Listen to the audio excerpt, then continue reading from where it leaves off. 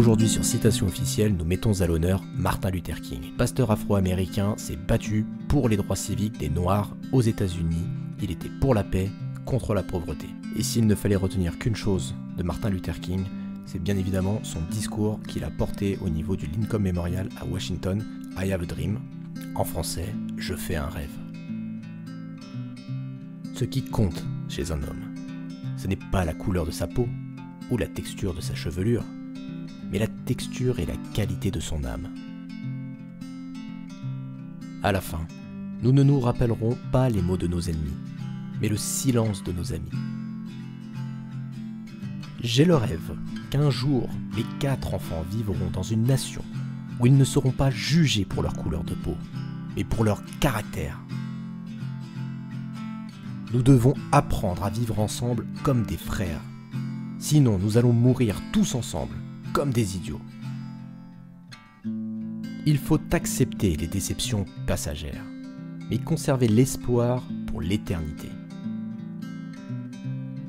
La véritable grandeur d'un homme ne se mesure pas à des moments où il est à son aise, mais lorsqu'il traverse une période de controverses et de défis. La haine trouble la vie. L'amour la rend harmonieuse. La haine obscurcit la vie. L'amour la rend lumineuse. Si vous ne pouvez pas voler, alors courez. Si vous ne pouvez pas courir, alors marchez. Si vous ne pouvez pas marcher, alors rampez. Mais quoi que vous fassiez, vous devez continuer à avancer. Ce qui m'effraie, ce n'est pas l'obsession des méchants, c'est l'indifférence des bons. Une nation qui produit de jour en jour des hommes stupides achète à crédit sa propre mort spirituelle. L'obscurité ne peut pas chasser l'obscurité, seule la lumière le peut. La haine ne peut pas chasser la haine, seul l'amour le peut. J'ai décidé d'opter pour l'amour. La haine est un fardeau trop lourd à porter. Tout le monde peut accomplir de grandes choses, parce que tout le monde peut servir. Vous n'avez pas besoin d'un diplôme universitaire pour servir. Vous n'avez pas besoin d'accorder le verbe avec le sujet pour servir. Vous avez simplement besoin d'un cœur plein de grâce, d'une âme régénérée par l'amour. Tant qu'un homme n'a pas découvert quelque chose pour lequel il serait prêt à mourir, il n'est pas à même de vivre. La non-violence est une arme puissante et juste, qui tranche sans blesser, et ennoblit l'homme qui la manie. C'est une épée qui guérit. Une loi ne pourra jamais obliger un homme à m'aimer, mais il est important qu'elle lui interdise de me lyncher. La vraie compassion, ce n'est pas jeter une pièce à un mendiant, c'est comprendre la nécessité de restructurer l'édifice même qui produit des mendiants. L'homme bon ne regarde pas les particularités physiques, mais sait discerner ces qualités profondes qui rendent les gens humains et donc frères. Ceux qui aiment la paix doivent apprendre à organiser aussi efficacement que ceux qui aiment la guerre. Dieu a les bras étendus. L'un est assez fort pour entourer de justice, l'autre assez doux pour nous entourer de grâce. Rien n'est plus dangereux au monde que la véritable ignorance et la stupidité consciencieuse. Vous pourriez donner vos biens pour nourrir les pauvres, faire des dons substantiels aux œuvres de charité, être de grands philanthropes, sans l'amour, cela ne signifie rien. Et même livrer votre corps aux flammes, mourir en martyr, répandre votre sang pour qu'il devienne symbole d'honneur pour des générations à venir, être glorifié par des milliers comme un héros de l'histoire, sans l'amour, votre sang aurait été versé en vain. La générosité peut nourrir son ego et la piété gonfler son orgueil. L'homme a la capacité terrible de transformer une haute vertu en vice tragique. Sans amour, la bienfaisance devient culte de soi et le martyre, orgueil spirituel. J'ai vu trop de haine.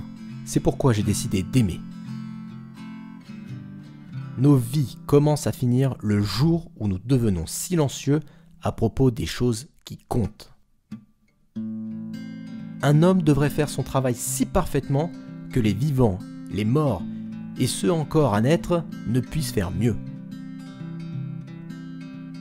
Aujourd'hui, dans la nuit du monde et dans l'espérance, j'affirme ma foi dans l'avenir de l'humanité. Je refuse de croire que les circonstances actuelles rendent les hommes incapables de faire une terre meilleure.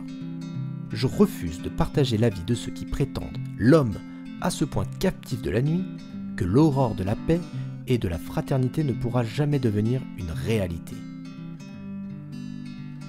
Je crois que la vérité et l'amour, sans condition, auront le dernier mot effectivement. La vie, même vaincue provisoirement, demeure toujours plus forte que la mort. Je crois fermement qu'il reste un espoir d'un matin radieux. Je crois que la bonté pacifique deviendra un jour la loi. Chaque homme pourra s'asseoir sous son figuier, dans sa vigne, et plus personne n'aura plus de raison d'avoir peur. Rendre coup pour coup, c'est propager la violence. Rendre plus sombre encore une nuit déjà sans étoiles. Or, les ténèbres ne peuvent se dissiper par elles-mêmes. C'est la lumière qui les chasse. De même, la haine ne supprime pas la haine. Seul l'amour y parviendra. C'est là la beauté de la non-violence. Libre d'entrave, elle brise les réactions en chaîne du mal. Une injustice, où qu'elle se produise, est une menace pour la justice partout ailleurs, car nous sommes tous pris dans un tissu de relations mutuelles. Notre pouvoir scientifique a dépassé notre pouvoir spirituel. Nous savons guider des missiles, mais nous détournons l'homme de sa voie. Le pouvoir sans amour est dangereux et abusif. L'amour sans pouvoir est sentimental et anémique. Le pouvoir à son meilleur est l'amour implémentant la demande de justice. Et la justice à son meilleur est le pouvoir corrigeant tout ce qui fait obstacle à l'amour. La race humaine doit sortir des conflits en rejetant la vengeance, l'agression et l'esprit de revanche. Le moyen d'en sortir est l'amour. Cette ancienne loi d'œil pour œil laisse tout le monde aveugle.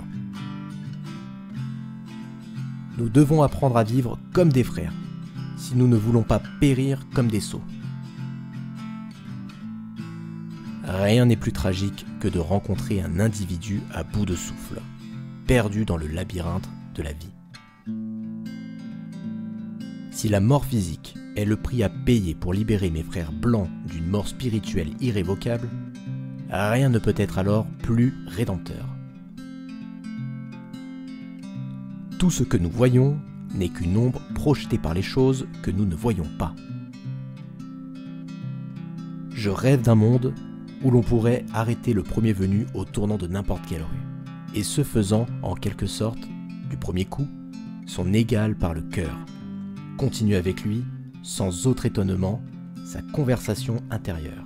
Les rares fois où Dieu m'a fait la grâce de telles rencontres, j'ai découvert véritablement ce que c'est qu'aimer. Qui n'aime point le vin, les femmes ni le chant, restera un sot toute sa vie durant. Dieu n'est-il pas un extrémiste de l'amour ? Nous avons tendance à mesurer la réussite à l'importance de notre salaire ou à la grosseur de notre voiture, plutôt qu'aux liens que nous cultivons avec les autres. L'obscurité ne chasse pas l'obscurité, seule la lumière peut le faire. Je veux être le frère des Blancs, pas leur beau-frère. Ce n'est qu'en aimant nos ennemis que nous pouvons connaître Dieu et faire l'expérience de sa sainteté.